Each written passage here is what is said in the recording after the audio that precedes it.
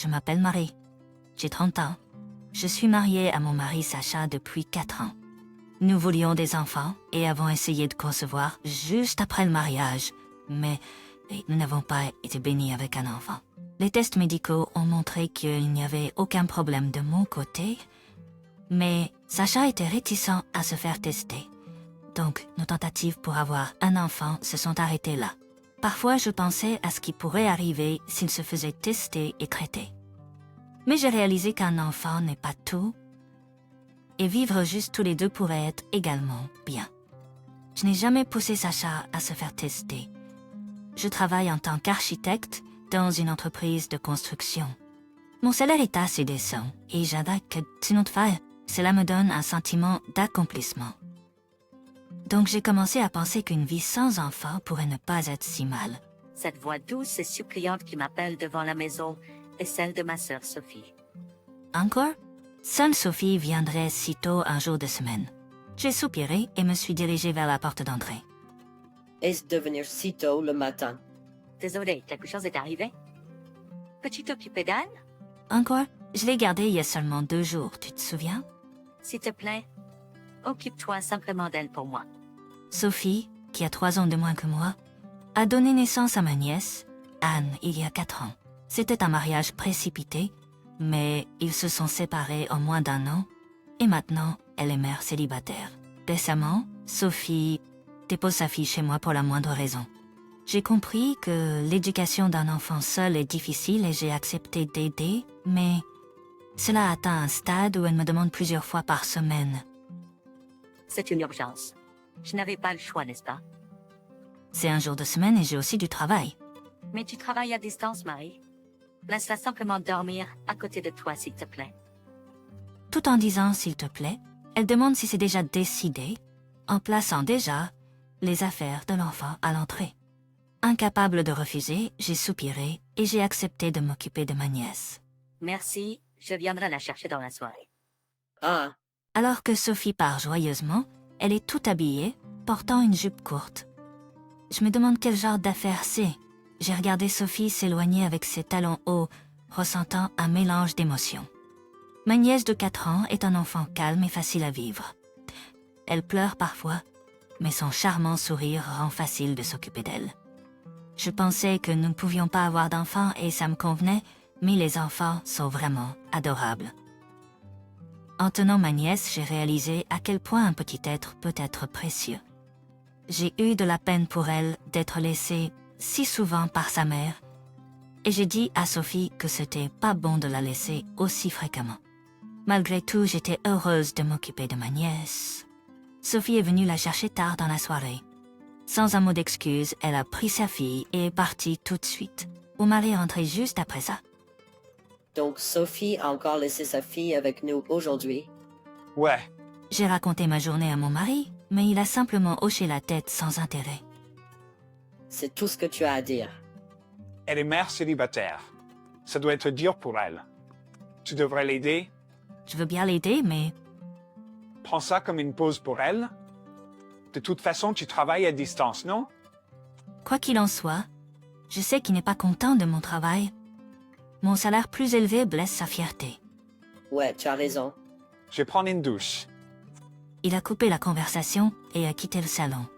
Puis son vibreur a attiré mon attention. Le téléphone portable de mon mari sonnait sur la table. Il ne le laisse habituellement jamais sans surveillance. Curieuse, j'ai jeté un coup d'œil à l'écran. Le nom affiché était Sophie. Attends, qu'est-ce que ça veut dire? J'ai oublié mon téléphone. À ce moment-là, mon mari est rapidement revenu dans le salon. Il a rapidement attrapé son téléphone portable et s'est dirigé immédiatement vers la salle de bain. J'ai agi comme si rien ne s'était passé. Je voulais croire que c'était mon imagination. Mais le message sous le nom de Sophie disait « Je veux te voir maintenant ». Est-ce que Sophie envoie des messages à mon mari? Est-ce qu'il me trompe? J'ai continué à réfléchir à ses pensées, mais je n'ai pas pu en venir à une conclusion. Depuis ce jour-là, je n'ai plus eu l'occasion de regarder son téléphone. J'ai envie d'une collation. Ah, désolé, ma chérie. Distraitement, j'ai pris ma nièce dans mes bras, qui m'a demandé de la porter. Elle a souri innocemment. Tellement mignonne. Si Sophie trompe mon mari, cela signifie qu'elle néglige son enfant pour l'infidélité. Comment peut-elle laisser un enfant si mignon derrière elle? Si mes soupçons sont vrais, je ne pourrais pardonner ni à Sophie, ni à mon mari. Voici les résultats de l'enquête. Merci. Je m'étais préparée mentalement et j'avais engagé une agence de détective. Les résultats ont confirmé que mon mari avait effectivement une liaison, mais j'ai eu le vertige, mais j'ai réussi à retenir mes larmes, car je m'étais préparée à cela. Sans surprise, mon mari et Sophie est impliqués dans une liaison. C'était pas juste un coup de tête ou un moment de faiblesse passager. Ils se rencontraient plusieurs fois par semaine, changeant de lieu, planifiant méticuleusement leurs rendez-vous. En y réfléchissant, mon mari, un fonctionnaire qui rentre habituellement à l'heure, travaillait souvent tard les jours où Sophie amenait ma nièce. Il défendait étrangement le fait que sorte et laisse-nous. Wow, pourquoi n'avais-je pas remarqué cela avant, alors qu'il rentrait souvent à la maison simultanément? En recevant le rapport, je me sentais perdue quant à la suite des événements. Devrais-je en parler à mes parents? Les confronter tous les deux.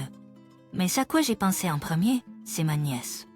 Tu as une liaison, n'est-ce pas? Surpris par ma confrontation soudaine, mon mari a été pris au dépourvu. De quoi tu parles? Tu vas faire semblant de ne pas savoir? Je ne sais pas ce que tu mal entends, mais ne dis pas de telles absurdités. Tu trompes Sophie, n'est-ce pas? Hein? Confronté à ma certitude, les yeux de mon mari allaient de gauche à droite, comme s'il nageait dans la confusion. Il semblait essayer de mesurer ce que je savais de la vérité, réfléchissant à comment s'en sortir. C'est probablement ce qui lui passe par la tête en ce moment.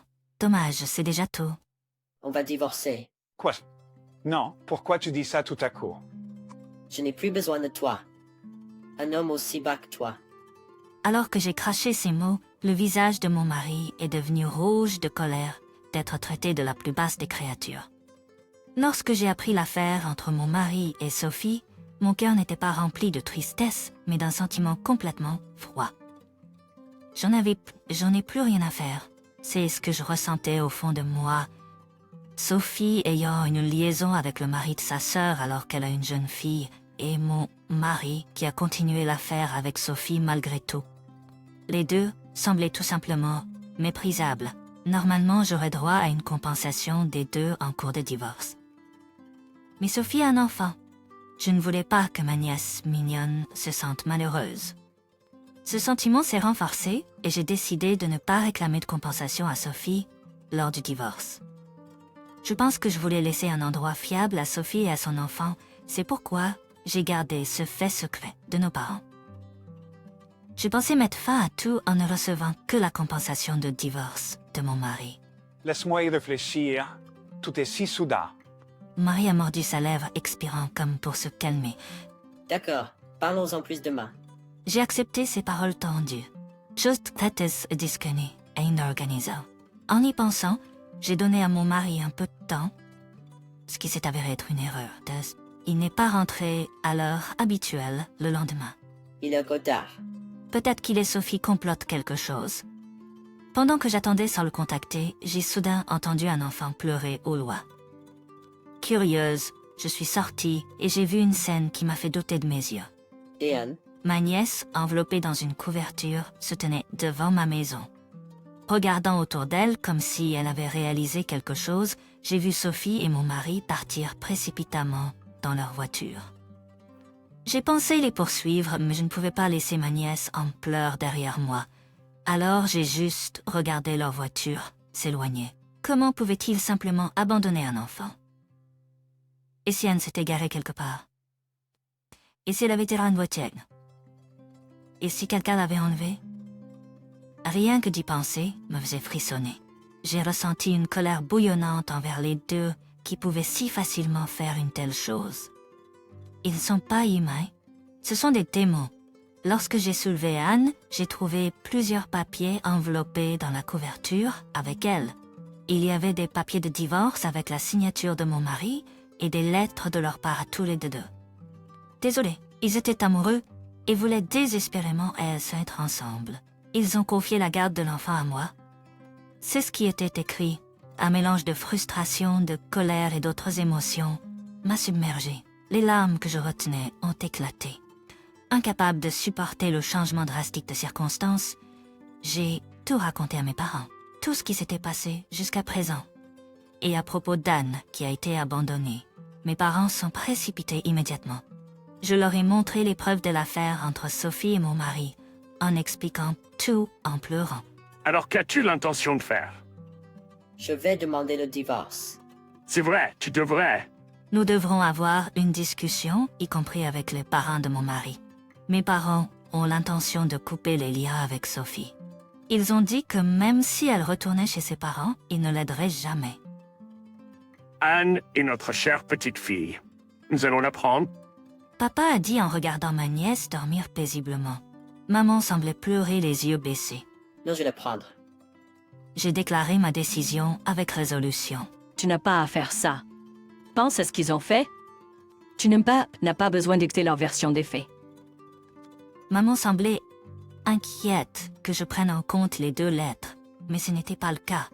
Elle est vraiment précieuse pour moi. Je la considère comme mon propre enfant. Je vais l'adopter. Il semblait que mes parents comprenaient que ma détermination était ferme.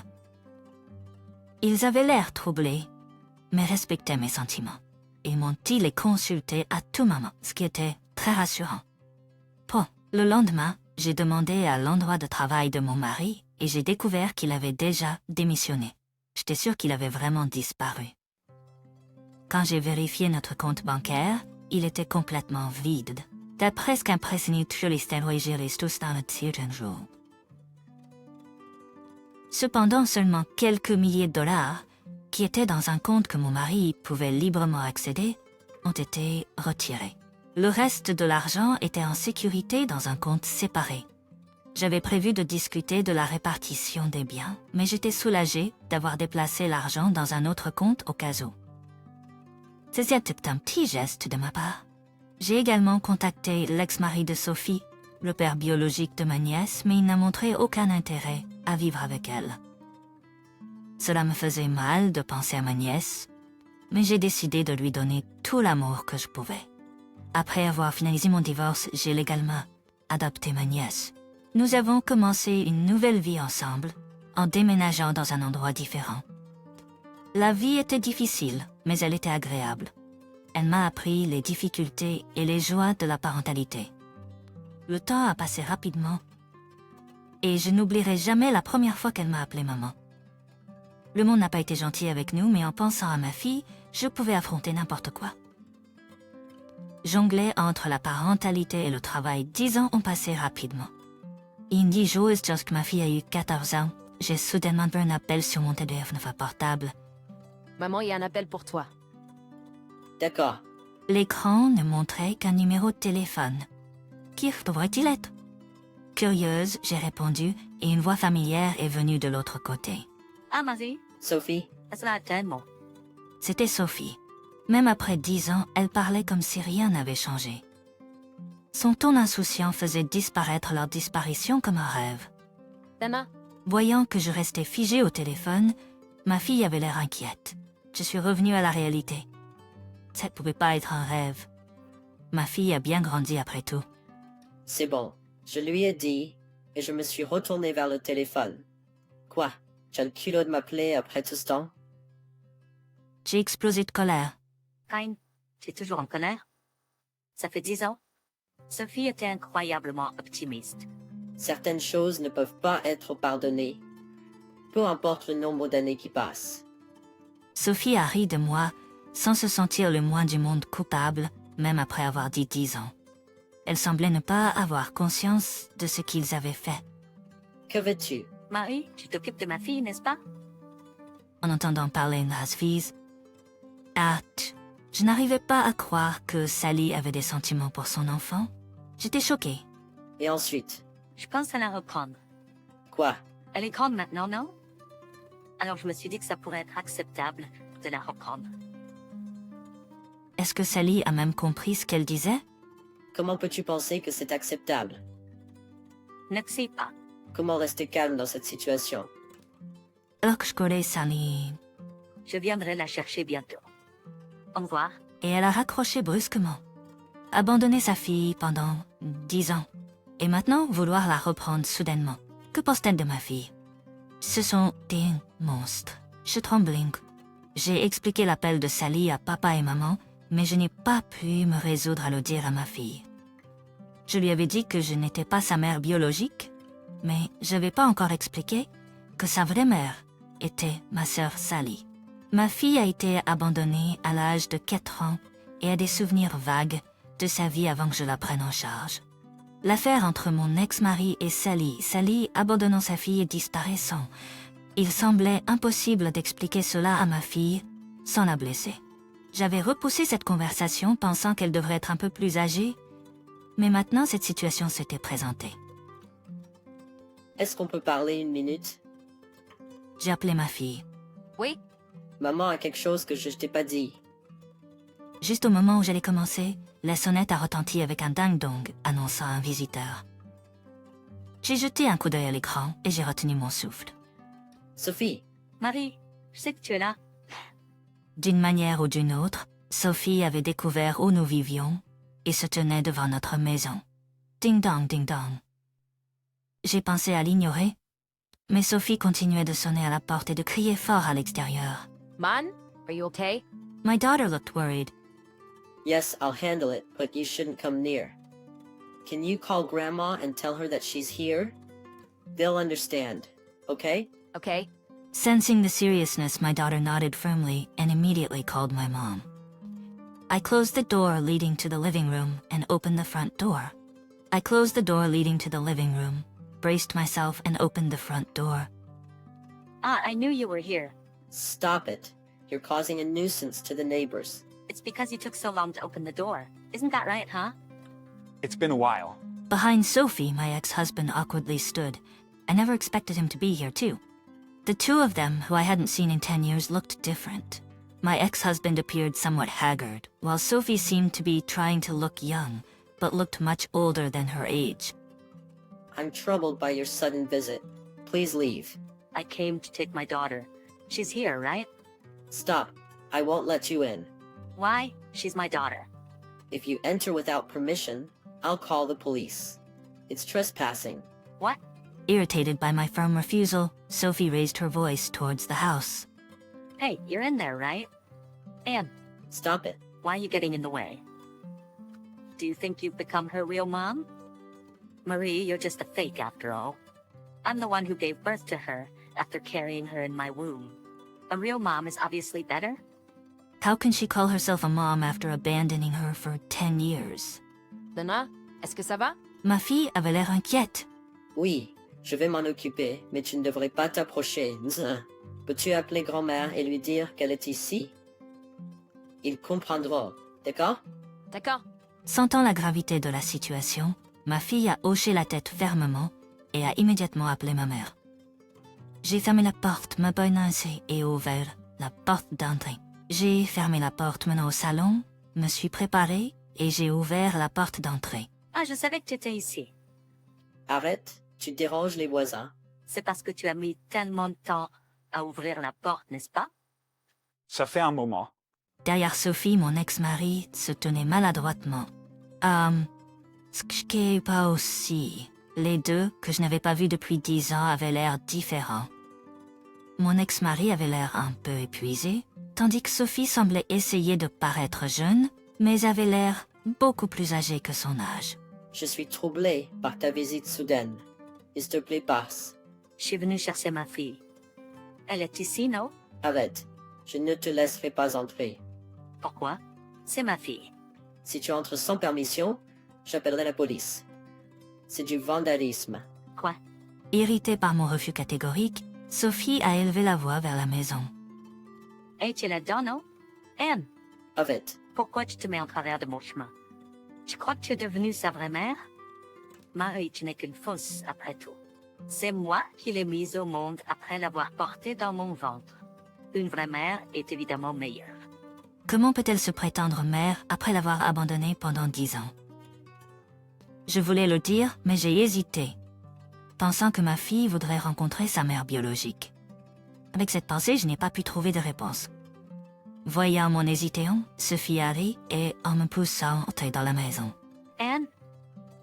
Ah, tu as grandi. Je suis ta vraie mère. Ma fille, entendant le bruit, a regardé Sophie avec un visage effrayé. Mécontente de la réaction de ma fille, le visage de Sophie s'est déformé. Est-ce que cette femme t'a dit des choses méchantes à mon sujet? Ce sont des mensonges. Elle a enlevé de moi. Elle est cru. Je suis ta vraie mère. Sophie m'a regardé avec mépris, puis a souri à ma fille. Elle savait que je ne pouvais rien dire devant ma fille. Songe? Oui, cette femme, ma sœur, est une menteuse. Non. C'est toi la menteuse. Quoi? Ma fille a pointé du doigt Sophie. Sophie et moi étions faites par stupéfaite tournant inattendu. Tu sais quel âge j'ai? 16 ans? Presque 15 ans. Maman m'a élevé tout ce temps. Mais... Maman ne me l'a jamais dit, mais je me souviens un peu de toi. Quoi? Sophie et moi étions sans voix devant cette révélation. Elle avait disparu avec mon ex-mari il y a 10 ans, quand ma fille avait 4 ans. J'ai toujours pensé que ma fille n'avait aucun souvenir de cette époque, car elle n'en a jamais parlé. Je me souviens que tu criais, après moi, que tu ne me donnais pas à manger. Quoi? Je n'ai jamais fait ça. Tu n'es pas ma mère. Je n'ai qu'une seule mère. Pas celle qui m'a donné naissance, mais celle qui m'a aimée et m'a chérie. Cette maman. Ma fille a serré fermement ma manche. J'étais submergée par l'émotion et les larmes menaçaient de couler. Quoi? Frustrée, Sophie se mordit la lèvre et éleva la voix, sa main se levant comme pour frapper. J'ai instinctivement protégé ma fille, mais le mouvement de Sophie s'arrêta brusquement. Tata? Toi? Je ne savais pas quand il était revenu, mais mon mari était là, tordant le bras de Sophie. Ayant été informé de la situation, il a compris que Sophie était celle qui essayait de nous faire du mal, et l'homme confus était mon ex-mari. Il les regarda tous les deux avec un regard perçant. « Tu vas bien ?» Oui. En voyant les yeux calmes de mon mari, ma fille et moi nous sommes sentis soulagés. Tu t'es remarié?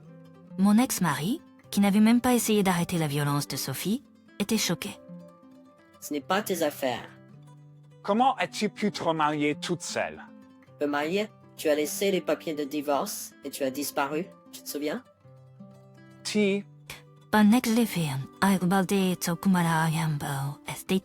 Quoi? Marie s'est mariée? Vivre dans une si grande maison à Marie.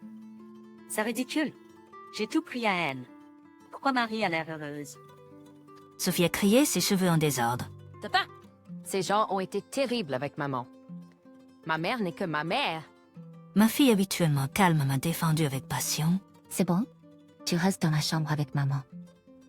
Toi? Tes parents sont aussi là. Nous allons régler ça. Sans le savoir, je tremblais.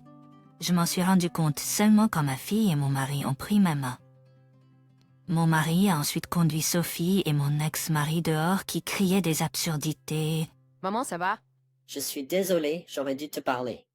Non, ça va. Je ne te l'ai jamais dit non plus. Je me suis souvenu de mes parents biologiques et j'ai pensé que tu pourrais être déçu. Si seulement j'avais fait la bonne chose, je t'aurais pas fait sentir si insécure. Je sais que tu es restée silencieuse en pensant à moi. Avant même que nous nous en rendions compte, nous nous sommes serrés dans les bras et avons pleuré ensemble. Sally et mon ex-mari ont été sévèrement réprimandés par mon mari et mes parents pour leur comportement déraisonnable. Ils ont persisté à essayer de reprendre ma fille, mais leur raison était typique d'eux.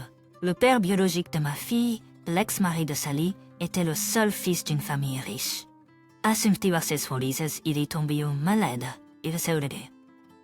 Anne, en tant que sa fille légitime, avait droit à l'héritage.